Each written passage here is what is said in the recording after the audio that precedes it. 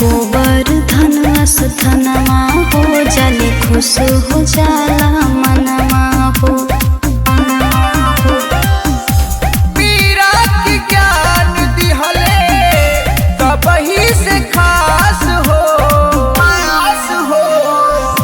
संतों में संत हवे गुरु रविदास हो। संतों में संत हवे गुरु रविदास हो।